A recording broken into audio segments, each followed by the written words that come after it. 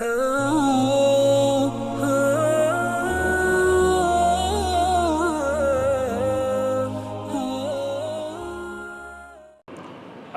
அலைக்கும் வரஹ்மத்துல்லாஹி தஆலா வரகாத்துஹு. சங்கமிக்க அல்லாஹ்வின் அன்புக்குரியவர்களே, அல்லாஹ்வின் மாபெரும் கிருபையால் 25வது தராவீஹில் 29 ஜுஸுகள் சூரத்துல் முல்கிலிருந்து ஆரம்பித்து சூரத்துத் தஹர் வரை ஒரு சூரத்துல் முர்சலாத் மட்டும் ஓதப்படவில்லை. 29 ஜுஸுகளில் ஒரு சூறா மட்டும் ஓதப்படலை. இன்ஷா அல்லாஹ் நாளை தொடரும். எல்லாம் அல்லாஹ் நம் அனைவருக்கும், நம்மளுடைய பெற்றோர்கள், நம்மளுடைய தந்தைமார்கள் என்னென்ன நற்காரியங்களை செய்து வந்தார்களோ அவர்களுடைய மரணத்திற்கு பிறகும் அதை தொடர்ந்து மகன்களாக நாம் செய்கின்ற தௌஃபீக்கை அல்லாஹ் நம் அனைவருக்கும் தந்தருள்வானாக. சங்கமிக்க அல்லாஹின் அன்புக்குரியவர்களே, இன்று ஓதப்பட்ட சூரத்துல் கலம், இதனுடைய 33வது வசனத்தில் அல்லாஹ் சுப்ஹானஹு வ தஆலா இப்படி சொல்வான், கதாலிகல் அதாப்,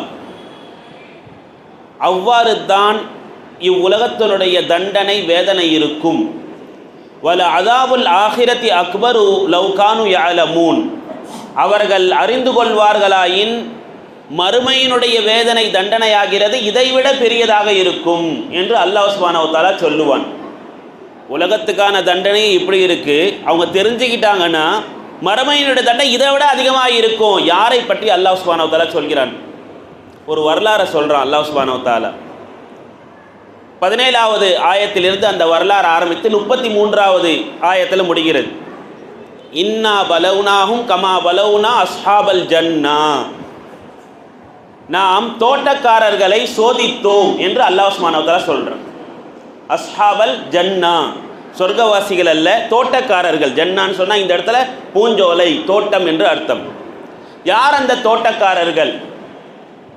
அவர்களை அல்லாஹ் சோதித்தோம் என்று சொல்கிறான். அந்த தோட்டக்காரர்கள் யார் என்று சொன்னால், யமன் நாட்டிலே ஒரு நல்ல மனிதர், சாலிஹான மனிதர் ஒருவர் வாழ்ந்து வந்தார். சனா என்ற பகுதியில், யமன் நாட்டினுடைய சனா என்ற பகுதியில் அந்த மனிதர் ஒரு பெரிய ஒரு தோட்டத்தை வைத்து அதில் நல்ல செடிகளை, மரங்களை, பழங்களை எல்லாம் என்ன செய்வார்? உருவாக்குவார். அவர் எப்பொழுது அறுவடையோட நேரம் வருகிறதோ அப்பொழுது என்ன செய்வார் என்று சொன்னால், ஏழை எளியவர்கள் எல்லாம் அழைச்சிப்பாராம். இன்றைக்கி நான் அறுவடை செய்ய போகிறேன், வாங்க எல்லாருமே அப்படி என்று எல்லா ஏழை மக்களை எல்லாம் அழைப்பாராம். அழைத்து அவருடைய வீட்டிற்காக ஒரு பங்கு, மறுபடியும் அந்த விளைச்சல் செய்வதற்காக வேண்டிய ஒரு பங்கு எடுத்து வைத்துவிட்டு எல்லாத்தையும் மக்களுக்கு கொடுத்துவாராம். அவருடைய வேலை. எப்பொழுதெல்லாம் அறுவடை செய்யப்படுகிறதோ அந்த மனிதர் இப்படி தான் செய்து கொண்டு வந்தார். எனவே அங்கே இருக்கின்ற சனா பகுதி மக்கள் எல்லாம் இவர் எப்பொழுது அறுவடை செய்வார், எப்பொழுது இவருடைய தோட்டத்திலே போய் நாம் வாங்கலாம் என்று மக்கள் எல்லாம் காத்து கொண்டு இருப்பார்கள். அப்படி கொடுத்து விட்டார்கள், சந்தோஷமாக கொண்டு போவாங்களா அந்த மக்கள். ஒரு சமயம் அந்த மனிதர் மௌத்தாயிட்டார். மௌத்தான பிறகு அவர்களுடைய பிள்ளைகளுடைய நிலையை அல்லாஹ் சுப்ஹானஹு வ தஆலா சொல்கிறாங்க. ஒரு தந்தை செய்து வந்த வேலையை அவருடைய பிள்ளை எப்படி தொடர்கிறார்கள்? இன்னா பலவுனாஹும் கமா பலவுனா அஸ்ஹாபல் ஜன்னா. அஸ்ஹாப் என்று சொல்றது இங்கே பல பேர். தஃசீர்களில் சொல்கிறாங்க 3 பேரோ இருந்தாங்க மகன்கள், அல்லது 5 பேர் இருந்தாங்க. அந்த பிள்ளைகள் என்ன சொல்லிக்கிட்டாங்கன்னா, அப்பா ஒரு முட்டாள், எப்போ பார்த்தாலும் ஏழைகளுக்குன்னு வாரி வாரி கொடுத்துக்கிட்டு இருந்தார். குடும்பத்துக்கு எடுத்து வச்சார், மறுபடியும் பயிர் விளைச்சல் செய்யறதுக்கு அதுவும் எடுத்து வச்சார். அதுக்கு பிறகுதான் ஏழைகளுக்கு கொடுத்தார். ஆனால் இதை பிள்ளைங்க நம்ம எப்போவே பணக்காரர் ஆக வேண்டியது, நம்ம அப்பா முட்டாள், இப்படியா தஃசீர்கள் வருது. எனவே இதுக்கப்புறம் இந்த ஏழைகளுக்கு நம்ம கொடுக்கவே கூடாது. எப்பொழுது ஏழைகளுக்கு தெரிய வரும்? அறுவடை காலை நேரத்தில் செஞ்சால் தானே தெரிய வரும். நம்ம என்ன பண்ணுவோம்? விடியற் காலையில் மக்கள்லாம் விழிக்கிறதுக்கு முன்னாடியே நாம் என்ன பண்ணிடுவோம்? போய் செஞ்சிருவோம். அந்த எடுத்து படிச்சிங்கன்னா உங்களுக்கு தெரியும். சூரத்துல் கலமுடைய 17வது வசனத்திலிருந்து 33வது வசனம் வரை தெளிவாகவே வருது. அவர்கள் எப்படி பேசிக்கொண்டார்கள்? அவர்கள் சொன்னார்களாம், அக்ஸமு, இது அக்ஸமு லயஸ்ரி முன்னஹா முஸ்பிஹீன், காலை நேரத்திலேயே போயிட்டு நம்ம அறுவடை செய்து விடுவோம் என்று சத்தியம் விட்டு கொண்டார்கள். ஏன்னா இந்த மிஸ்கின்கள்லாம் வந்துடுவாங்க, இந்த ஏழை எளியவர்கள்லாம் வந்துடுவாங்க, வந்து நம்ம இடத்துல அப்பா கூட அப்பா கிட்ட கேட்டு இருக்கிற மாதிரி நம்மகிட்டே வந்து கேட்க ஆரம்பிச்சிருவாங்க. எனவே நாம் என்ன செஞ்சிடணும், பார்த்துக்கணும். அறுவடை காலம் வந்துருச்சா உடனே காலை நேரத்தில் போயிடணும். இரவு நேரத்தில் வந்து பார்க்குறாங்க, அப்படியே திராட்சை அப்படியே பழுத்து தொங்குகுது. யோசிக்கிறாங்க, காலையில் ஃபஜருக்கு முன்னாடியே வந்துடணும். எல்லாரும் மஷவரா செய்கிறாங்க. அப்பொழுது ஒருவர் சொல்கிறார், அதில் ஒருத்தர் நல்ல ஒரு அப்பாவுடைய குணம் இருக்குமா இல்லையா? பிள்ளைகள் 5 பேர் இருந்தால் ஒருத்தருக்கு அல்லாஹ் என்ன கொடுத்துருப்பான், அந்த குணத்தை கொடுத்துருப்பான். வேணாம்ப்பா, நம்ம எல்லா ஏழைகளுக்கும் கொடுத்து என்ன செய்வோம் இருப்போம், உனக்கு ஒன்றுமே தெரியல அப்படின்னு அதுவும் வருது. அந்த இதில் ஆயத்தில் வருது. பேசிக்கிறாங்க, சரி இவர் சொல்கிறதை எடுத்துப்போம் அப்படின்னு என்ன செஞ்சிடறாங்க. அவங்க 5 பேருமே பிளான் பண்ணுறாங்க, சரி காலையில் வந்து என்ன செஞ்சு எடுத்துருவோம். ஆனால் அல்லாஹ் சுப்ஹானஹு வ தஆலா சொல்கிறான், ஃபஅஸ்பஹத் கஸ்ஸரீம். அல்லாஹ் சுப்ஹானஹு வ தஆலா ஒரு மலக்கை இறக்கினான். ஃபதாஃப அலைஹிம் தாயிஃபுன். ஒரே ஒரு சுற்று தான் அவர் சுற்றினார் அந்த தோட்டத்தை. அந்த தோட்டம் முழுக்கமும் கஸ்ஸரீம் சாம்பலாக ஆகிவிட்டது. இவங்க நைட்டு பேசிட்டு போயிட்டாங்க, காலையில் வந்து பார்த்துருவோம், காலையில் முடிச்சிருவோம் அப்படின்னு போனாங்க. அல்லாஹ் சுப்ஹானஹு வ தஆலா ஒரு நெருப்பை அனுப்பினான் என்றும் தஃசீரில் வருது, ஒரு மலக்கை அனுப்பினான் வருது, மொத்தமாக சாம்பலாகிவிட்டது. காலையில் வரணும்னு சொன்னாங்க இல்லையா, ஒருத்தர் எந்திரிச்சார், சீக்கிரம் கிளம்புங்கப்பா, என்ன இவ்வளோ நேரம் ஆயிடுச்சு அப்படின்னு எந்திரிச்சார். எழுப்பி விடுறார். எல்லா மக்களும் கேட்டுற போகிறாங்க, மிஸ்கின்கள் யாராவது பார்த்துட போகிறாங்க, இப்படிலாம் வருது அந்த ஆயத்தில். நம்ம பயந்து எத்தஹாஃபத்தூன் அப்படியே பயந்து என்ன செய்கிறாங்க, அவங்க வராங்க. வந்துட்டு தோட்டத்தை பார்க்குறாங்க, தோட்டமே இல்லை, எல்லாம் சாம்பலாக போயிருக்கு. அப்போ அவங்க சொல்லக்கூடிய வார்த்தை, நம்ம வழி மாறி வந்துட்டோம், நம்ம இடம் இல்லைப்பா இது, நம்ம வழி மாறி வந்துட்டோம். உடனே ஒருத்தர் சொல்கிறாரு, நான் எவ்வளவு தடவை சொன்னேன். அந்த ஒரு நல்ல மனிதர் இருந்தார் இல்லையா, அவர் சொல்கிறார், நான் எத்தனை தடவை சொன்னேன், அல்லாஹ்வை புகழ்ந்து அல்லாஹுக்கு ஹம்து சொல்லி மக்களுக்கு கொடுத்து வாருங்கள் என்று நான் சொன்னேனே, இப்பொழுது நம்மளுடைய தோட்டம் தான் இப்படி சாம்பலாய் போய் இருக்கிறது. நம்மளுடைய தந்தை செய்து வந்த அந்த வழியை நம்ம செய்ய முடியல. அதன் காரணமாக அல்லாஹ் சுப்ஹானஹு வ தஆலா முழுமையாக என்ன செஞ்சிட்டான், அழிச்சிட்டான் என்று அந்த மனிதர்கள் பேசிக்கொண்டு ஆயத்தில் வருது, எத்த லாபமும் நீ தாண்டா ஒழுங்கா சொல்லலை, நீ தான் ஒழுங்கா பேசிக்கல. அவர்களுக்கு மத்தியில் அவர்கள் பழித்து கொண்டார்கள். பழித்து கொண்டு அல்லாஹ்விடத்தில் அவர்கள் துவா செய்கிறார்கள், அஸா ரப்புனா, யா அல்லாஹ் எங்களுக்கு ஒரு மாற்று வழியைத்தான், நாங்கள் பாவ மன்னிப்பு தேடுகிறோம், நாங்கள் இதற்கு பிறகு இப்படி செய்ய மாட்டோம், எங்களுக்கு மாற்று வழியைத்தா என்று சொல்லும் பொழுது அல்லாஹ் அந்த 33வது வசனத்தில் சொல்கிறான், வகதாலிகல் அஸாப், இந்த உலகத்தினுடைய வேதனை அப்படித்தான். இங்கே தான் வந்து அந்த உலகத்தினுடைய வேதனை இப்படித்தான், அழிவு என்பது ஏற்படும். அப்ப தந்தை என்ன செய்து வந்தாரோ அதை பிள்ளைகள் என்ன செய்யணும், தொடர்ந்து செய்ய வேண்டும்.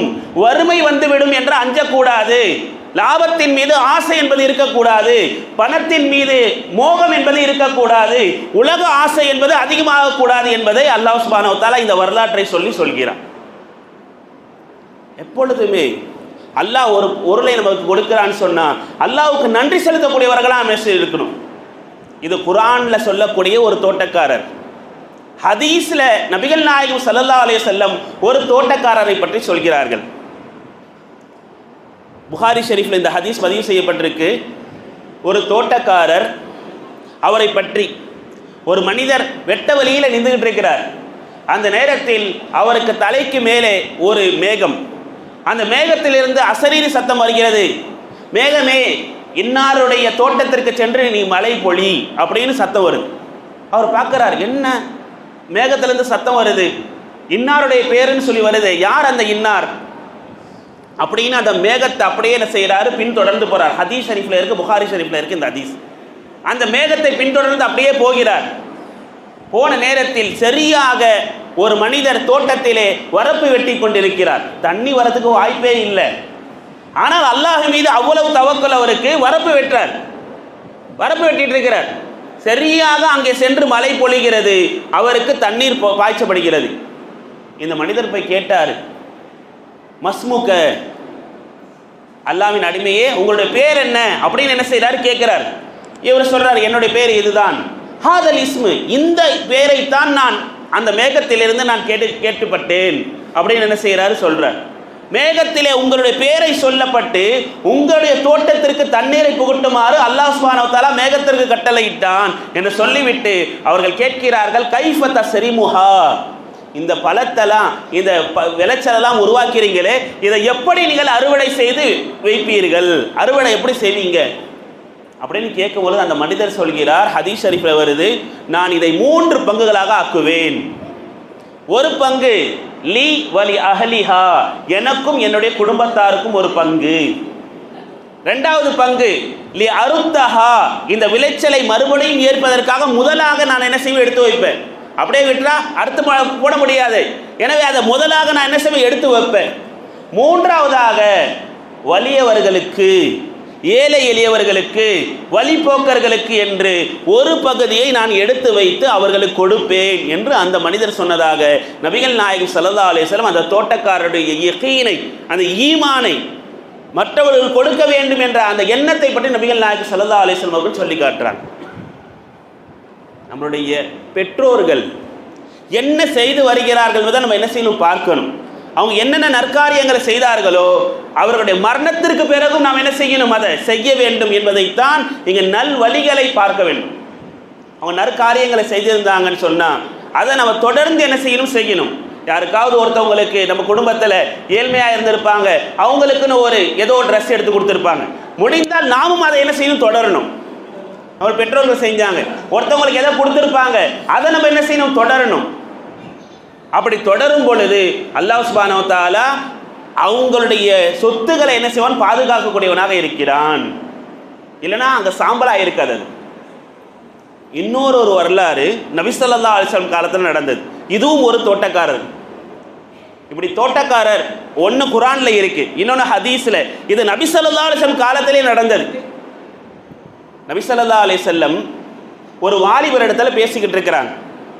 அப்பொழுது அபூ தஹ்தா ரலியல்லாஹு தஆலா அவங்க பள்ளிவாசலுக்குள்ள நுழையிறாங்க. எப்படிப்பட்ட சஹாபி என்று சொன்னால், அவர்களுக்கு 6 தோட்டங்கள் இருந்தது.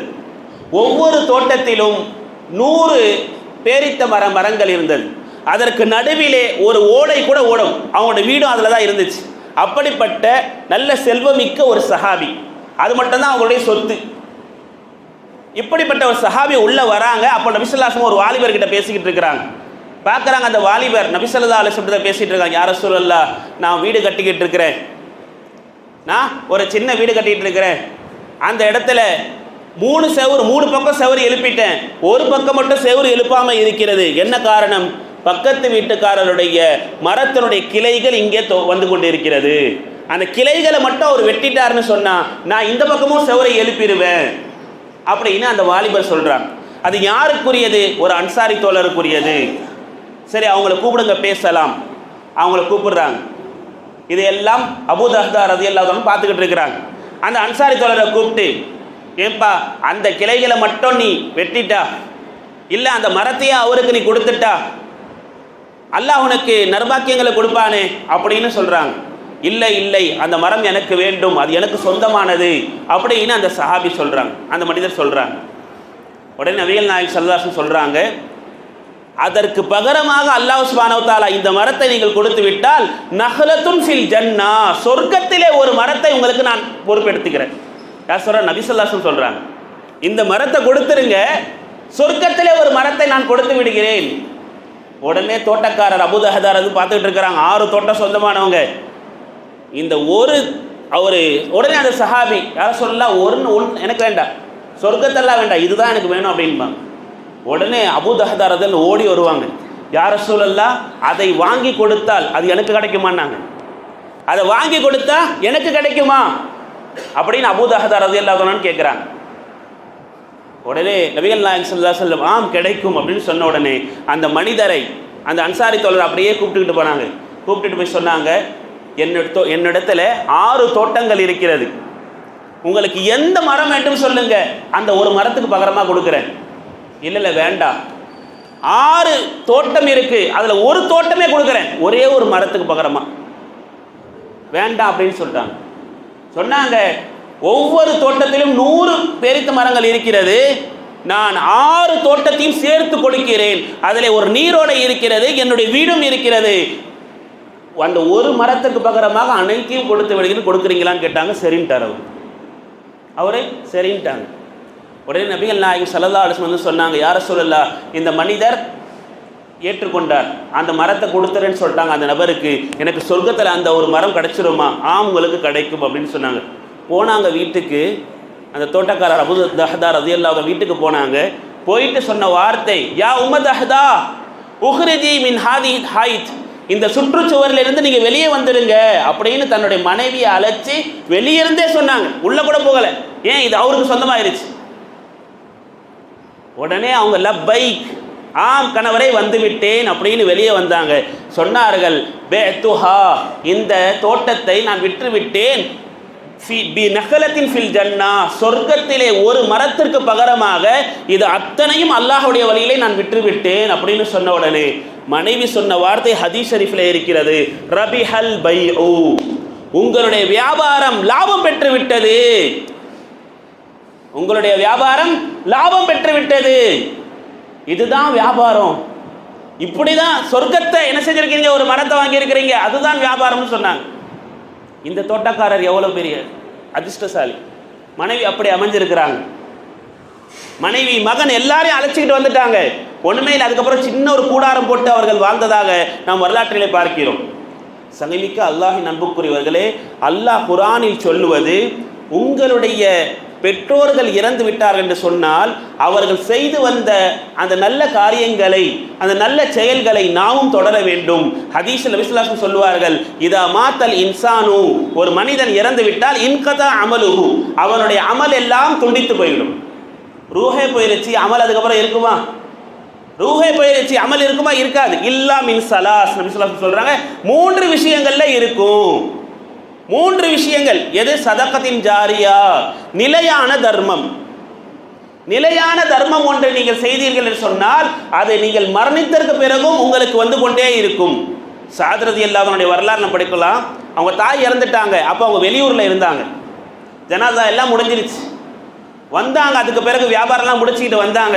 வந்து, யா ரசூலுல்லாஹ், என்னுடைய தாய் நான் வெளியூரில் இருக்கும்போது இறந்துட்டாங்க, என் தாய்க்கு நான் ஏதேனும் செய்யணும்னு நினைக்கிறேன், என்ன செய்யட்டும் அப்படின்னு சொன்னாங்க.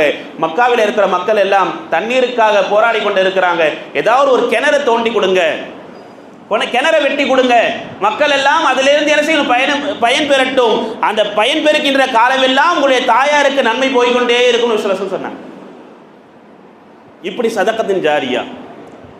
அதே போல 2வது பிஸ்மில்லாஹ் சொன்னாங்க, இல்முன் யுன்தஃபா பிஹி, எந்த கல்வியால் மக்கள் பயன் பெறுவார்களோ அப்படிப்பட்ட கல்வியை நம்மளுடைய குடும்பத்தாருக்கு, நம்மளுடைய பிள்ளைகளுக்கு கொடுத்துடணும். ஒரு பயான்ல, ஒரு மக்களுக்கு படிக்க சொல்லிக் கொடுக்கறதுல, இப்படி நல்ல பிரயோஜனமான கல்வியை நம் குழந்தைகளுக்கு கொடுக்கும் பொழுது, நம் மற்றவர்களுக்கு கொடுக்கும் பொழுது அல்லாஹ் சுப்ஹானஹு வ தஆலா அப்படியே அந்த நன்மையை ஜாரியாக்கி கொண்டே, அப்படியே சேர்த்து கொண்டே இருப்பான். அடுத்து சொன்னார்கள், வலதுன் சாலிஹுன் யதுஉ லஹு, அந்த மையத்திற்காக, மரணத்திற்காக வேண்டி, மரணித்தவருக்காக வேண்டி பிள்ளைகள் துஆ செய்கிறார்களே, அது வந்து கொண்டே இருக்கும். ஒரு பிள்ளை தன் தந்தைக்காக வேண்டி துஆ செய்கிறார், மரணிச்சிட்ட பிறகு கூட சொன்னா, அப்படிப்பட்ட பிள்ளைகளை விட்டு விட்டு செல்லணும். பெரிய பெரிய டிகிரி படிக்க வைக்கிறது பெரிய விஷயம் இல்லை. நம்ம மௌத்தான பிறகு நம்மளுடைய பிள்ளைகள் நமக்காக துஆ செய்யக்கூடியவர்களாக இருக்கணும். ஒரு தந்தை இறந்ததற்கு பிறகு பிள்ளைகள் செய்ய வேண்டிய கடமைகள் அவருடைய லிஸ்ட்ல போடுறாங்க. முதலாவது விஷயம், அவருக்கு கடன் இருந்தால் பிள்ளைகள் அடைக்கணும். கடன், தந்தையுடைய கடன் யாருக்கு? பிள்ளை. அதே சொத்தா இருந்தா வாங்குறோமா இல்லையா? ஒரு 3 லட்ச ரூபாய் 10 லட்ச ரூபாய் விட்டு போயிருக்கிறார், அதை வாங்கிக்கிறோம். அதே போன்றுதான் ஒரு தந்தை கடன் விட்டு சென்றார், மகன்கள் என்ன செய்யணும்? அடைக்கணும். அதே போன்று வசியத், மரண சாசனம், அவர் மரணிக்கும் முன்பு இப்படி எல்லாம் செய்ய வேண்டும் என்று அவர் சொல்லிவிட்டு சென்றால் அதை நிறைவேற்ற வேண்டும்.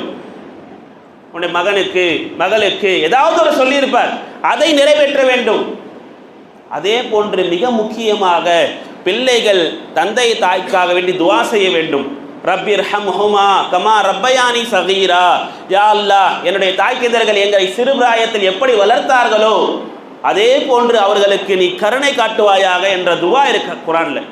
ரப்பிக்ஃபிர் லீ, யா அல்லாஹ், எனக்கும் மன்னிப்பை வழங்குவாயாக, வலி வாலிதைய, என்னை பெற்றெடுத்த தாய் தந்தையர்களுக்கும் என்ன செய்வாயாக? மன்னிப்பை வழங்குவாயாக. துஆ செய்யணும் பிள்ளைகள்.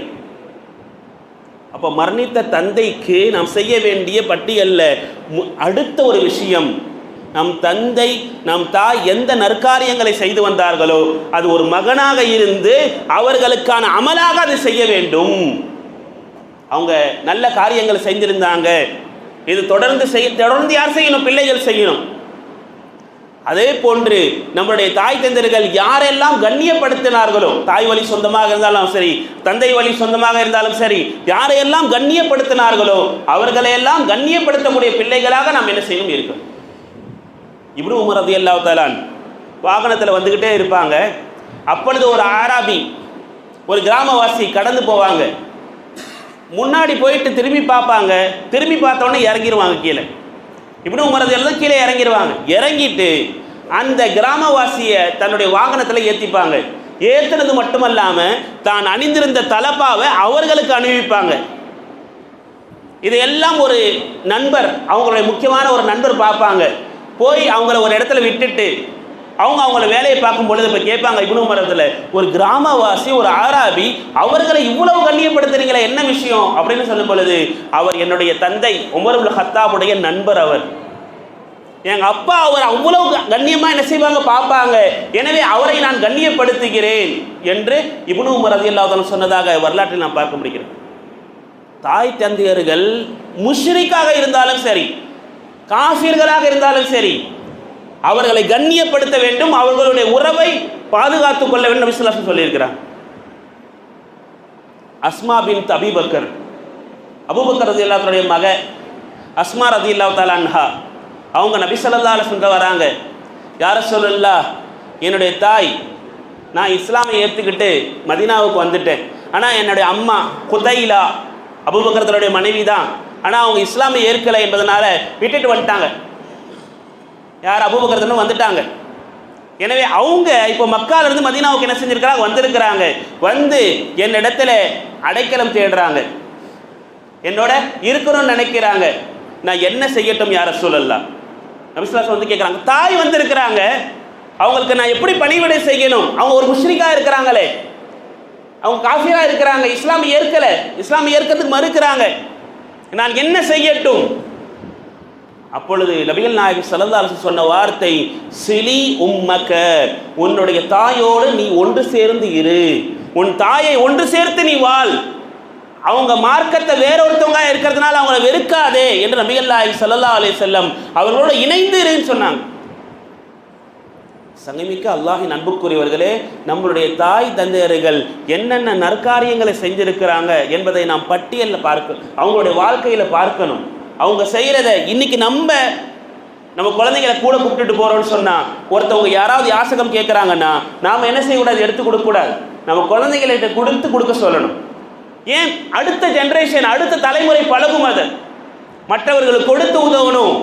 நம்மளும் தொழுகைக்கு வரணும், நம்மளும் நோன்பு வைக்கணும். இப்படின்னு நம்ம குழந்தைகளுக்கு தீன் சார்ந்த விஷயங்களை சிறுபிராயத்திலிருந்தே கொடுக்கும் பொழுது நிச்சயமாக அவர்கள் என்ன செய்வாங்க? தீன் பிரகாரமே வளருவாங்க. எனவே தான் குர்ஆன் நமக்கு சொல்லித் தருகிறது, இந்த சூரத்துல் கலம், ஒரு தந்தை நற்காரியங்கள் செய்திருந்தால் அந்த நற்காரியங்களை தொடர்ந்து நாம் என்ன செய்ய வேண்டும். அது சதகா போன்ற விஷயங்களாக இருந்தாலும் சரி, ஜகாத் போன்ற விஷயங்களாக இருந்தாலும் சரி, அதை தொடர்ந்து நாம் கேட்டு நாம் என்ன செய்யணும்? செய்ய வேண்டும். அப்படி செய்யவில்லை என்று சொன்னால் பணத்தின் மீது ஆசை, உலகத்தின் மீது ஆசை, அந்த இப்படிப்பட்ட மோகங்கள் வருகின்ற நேரத்தில், பணத்தின் மீது அதிகமாக மோகங்கள் வருகின்ற நேரத்தில் நம்முடைய அத்தனை சொத்துகளும் அழிவதற்கான ஆபத்தான ஒரு நிகழ்வும் என்ன செய்யும்? நடக்கும். இதுதான் குர்ஆன் நமக்கு சொல்லித் தருகிறது. எனவே நாம் முடிந்த அளவிற்கு தாய் தந்தையர்கள் என்னென்ன ஹிதமத்துகளை, தாய் தந்தையர்கள் தீனுக்காக வேண்டி என்னென்ன நற்காரியங்களை செய்து வந்தார்களோ அதை நாம் சீரான முறையில், சிறப்பான முறையில் செய்வதற்கான தௌஃபீக்கை அல்லாஹ் நம் அனைவருக்கும் தந்தருள்வானாக. வாஹித் அல்ஹம்துலில்லாஹி ரப்பில் ஆலமீன்.